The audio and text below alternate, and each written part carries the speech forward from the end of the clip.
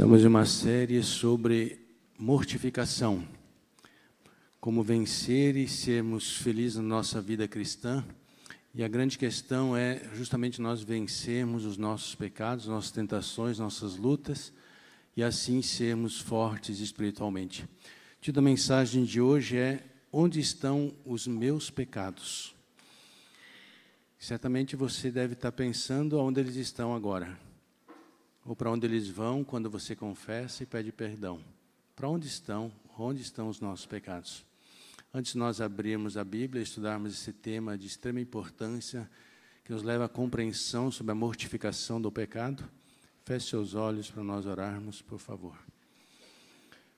Senhor, nosso Deus e nosso querido Pai, queremos abrir a Tua Palavra e que Teu Espírito fale ao nosso coração, em nome de Jesus. Amém. Se você trouxe sua Bíblia, por gentileza, livro de Daniel, capítulo 8.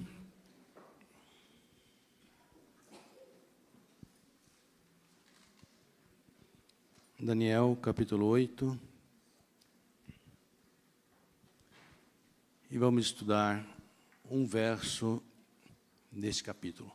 Antes de nós lermos o verso que está no capítulo 8 de Daniel, devemos entender que o livro de Daniel foi escrito para uma resposta. A resposta é: quem governa todas as coisas neste mundo? A resposta é: Deus é quem governa todas as coisas. Reinos se levantam, reinos são depostos, mas o reino de Deus permanece para sempre. É a mensagem do livro de Daniel. O próprio nome, Daniel, quer dizer Deus é minha justiça, Deus é meu juiz. Portanto, ele vai mostrar que Deus sempre é aquele que reivindica a sua glória e a sua honra. Daniel 8, verso 11, está escrito: ele se engrandeceu tanto que chegou a desafiar o príncipe desse exército, tirou dele o sacrifício diário e destruiu o lugar do seu santuário. Claramente, neste verso está falando sobre a ação, uma ação contra o reino de Deus, uma ação contra o governo de Deus, onde seria tirado o lugar do seu sacrifício, seria jogado por terra, seria destruído o lugar do seu santuário, e o que aconteceria lá no céu passaria a não mais acontecer, e assim, desviando-se a mente das pessoas do santuário celestial, a fé seria abalada. A questão que nós perguntamos é: por que Jesus Cristo foi ao santuário celestial? O que ele foi fazer lá? Em Hebreus, capítulo 9, 24, Paulo responde claramente para nós o que Jesus foi fazer lá. Ele diz que ele foi por nós ao santuário celestial. Hebreus, eu vou ler o verso, Hebreus 9, o verso 24, onde diz: porque Cristo não entrou em santuário feito por mãos humanas, figura do verdadeiro santuário, porém no próprio céu, para fazer o quê? Para comparecer por nós diante de Deus, diz o apóstolo. Ele diz essa mesma verdade em Hebreus 6, nos versos 19 e verso 20, onde diz que Jesus, como nosso precursor, entrou por nós diante de Deus no santuário celestial. Portanto, claramente a Bíblia está nos mostrando que Cristo foi ao santuário celestial. E qual a razão de ter ido? Por que Jesus foi ao santuário? Ele foi oferecer perdão, aceitação e também fazer a expiação, e nós vamos ver qual é o significado disso. A palavra expiar quer dizer tirar fora o pecado, lançar fora o pecado. Portanto, Cristo foi fazer três coisas importantes no santuário. Ele foi oferecer o perdão que ele adquiriu direito na cruz, oferecer a aceitação, a nossa aceitação perante Deus, e também a expiação, e essa seria a sua última obra no santuário celestial. Diante da pergunta: onde estão os meus pecados, ou onde estão os seus pecados, os nossos, qual é a resposta? Para alguns: pastor, os meus pecados estão perdoados, e eles sumiram para sempre, evaporaram, acabou, meus pecados não existem mais. Talvez para outros dizem: eu também já pensei assim, como diz a Bíblia, meus pecados estão lá no fundo do mar e ninguém pode mexer neles. Para outros: meus pecados foram pregados na cruz e estão lá na cruz. Para outros, ainda os pecados estão esquecidos, não lembro mais, e ainda foram apagados dos livros da vida, dos livros que estão no céu. onde estão os meus pecados? Eu já pensei em todas as respostas, nenhuma delas está correta. Quando você confessa seu pecado, para onde ele vai? Normalmente nós pensamos, estamos perdoados e o pecado sumiu e acabou. Não é assim que pensamos? Sim, normalmente pensamos assim. Mas a Bíblia diz, em Daniel 7, 9 e 10, que assentou-se o tribunal e abriram-se os livros. Em Malaquias 3,16 diz que há um memorial, há um registro escrito diante do Senhor. E no Salmo 90, verso 8 diz, diante de ti puseste as nossas iniquidades, e sob a luz do teu rosto os nossos pecados ocultos. Todos os nossos pecados estão aonde? No santuário. Todos estão lá registrados. Todos os nossos pecados foram transferidos para o santuário e lá estão. E lá permanecerão até o dia que Cristo volte. Portanto, quando eu peco, o meu pecado é transferido para o santuário. Quando eu confesso o meu pecado, ele é transferido para o santuário. Normalmente nós pensamos que quando eu confesso meus pecados, acabou tudo, eu não tenho mais dívida nenhuma. Quando eu confesso o meu pecado, eu tenho perdão do meu pecado e tenho aceitação perante Deus, mas o meu pecado continua registrado no santuário celestial. Portanto, todos os nossos pecados estão lá. Desde o dia que você nasceu até hoje, estão lá registrados. Todos eles. A inspiração diz, o pecador confessava a sua culpa, mas não ficava ainda inteiramente livre da condenação da lei. O sangue de Cristo oferecido assegurava perdão e aceitação, mas ainda permaneciam seus pecados nos livros de registro.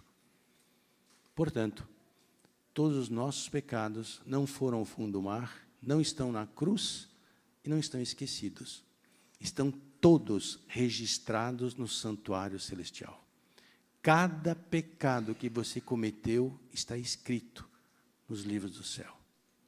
Bom, talvez você diga, pastor, eu não tenho tantos pecados assim.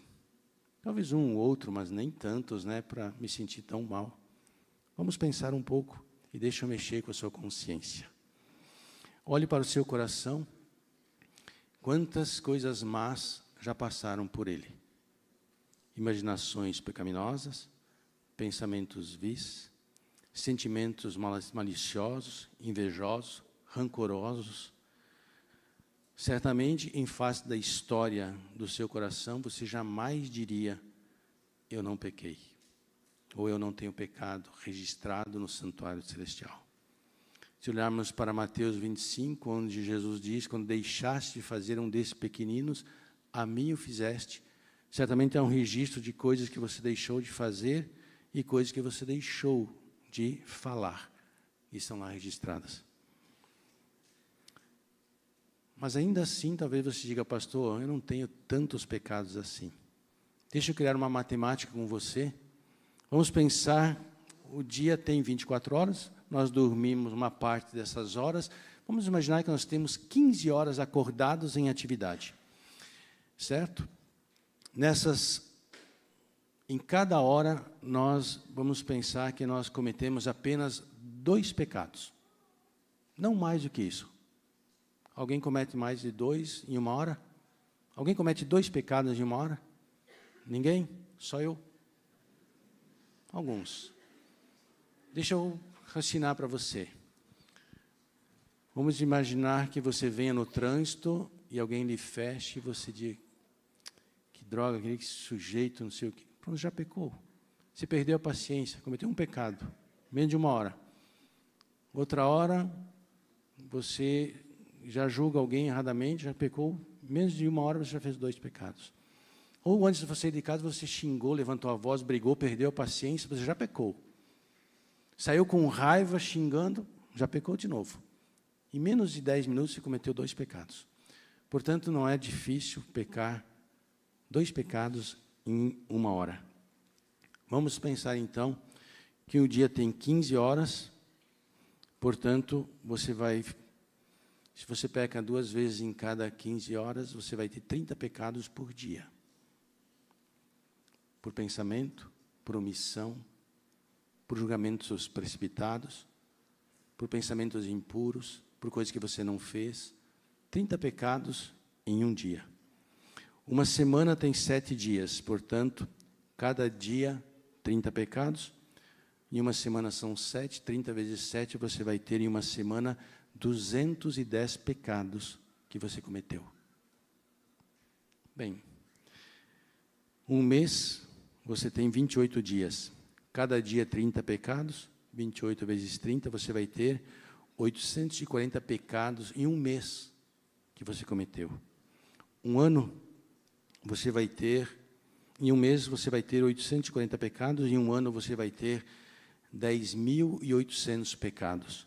E se você tem mais de 10 anos, você tem mais ou menos uma média de 100.000 pecados inscritos nos livros do céu. Talvez você ainda pense, pastor, não me convenceu que eu tenho tantos pecados assim.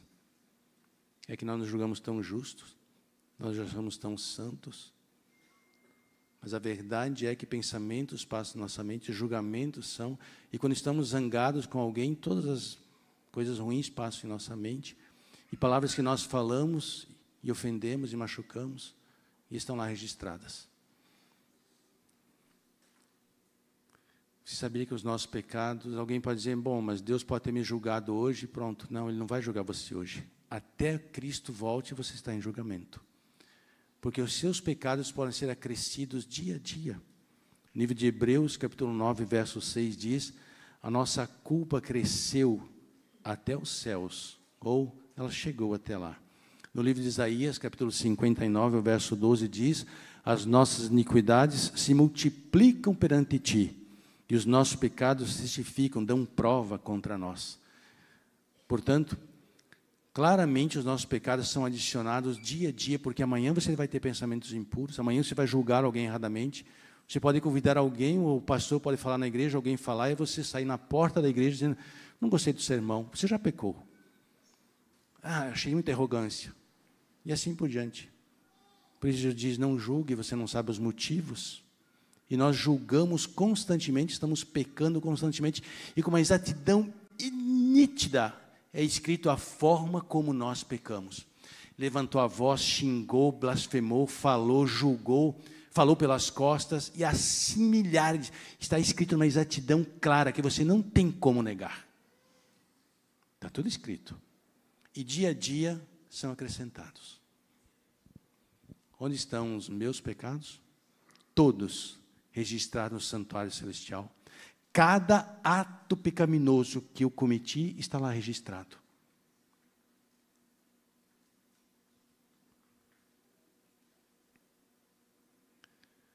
E quando eles vão ao santuário, o santuário é como esse púlpito, todo ele limpinho. Mas os nossos pecados fazem justamente isso. Eles vão sujando o santuário, a casa de Deus. E assim, e é isso que os nossos pecados fazem no santuário celestial. Eles contaminam a casa de Deus. E ela está lá, contaminada com os nossos pecados. Quem pode tirá-los de lá? Quando eu olho para isso, eu vejo que arrogância teria eu de me julgar melhor que alguém, pois todos os meus pecados estão lá registrados fielmente, os que eu fiz sem ninguém perceber. Como os meus pecados foram transferidos? Eles foram transferidos pelas minhas confissões.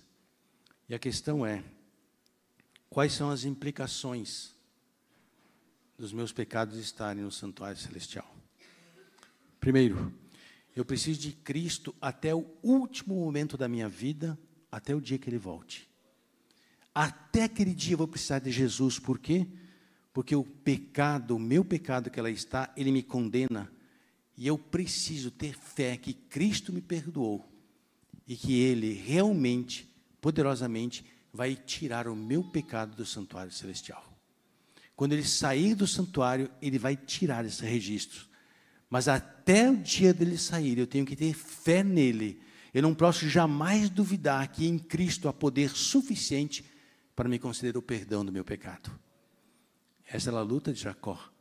Senhor, todos os meus pecados foram perdoados, porque são os meus pecados que me condenam. É o registro dos atos errados que eu fiz, estão registrados no santuário celestial, que me condenam. Eu preciso que Cristo purifique os meus pecados, porque senão eu não terei perdão. Quando eu olho desta forma, eu vejo que o pecado não é uma coisa trivial, não é uma coisa que eu brinque, mas é algo sério. Porque cada vez que eu peco, é escrito com exatidão o meu pecado no santuário celestial. O que você tem dito das pessoas silenciosamente? Quais são os seus julgamentos? Quais são as suas intenções? Sempre são elas no sentido de ajudar ou condenar as pessoas? Lembre-se, todas as coisas que fazemos estão registradas no santuário celestial. Então a pergunta é, o que Jesus foi fazer no santuário? Ele foi verdadeiramente purificar o santuário. Em Daniel 8,14 diz, até 2.300 tardes e manhãs, e o santuário será purificado. No livro de Hebreus, capítulo 9, versos 23 e 24, diz, quase todas as coisas, segundo a lei, se purificam com sangue, e sem derramamento de sangue não há remissão ou não há perdão, ou a palavra mais certa seria, não, sem sangue não há como lançar fora o pecado. Portanto, até que Cristo volte, eu preciso da última obra dele em favor da minha alma. Eu preciso da última expiação, a final expiação de Cristo, que ele justamente tirar do santuário os meus pecados.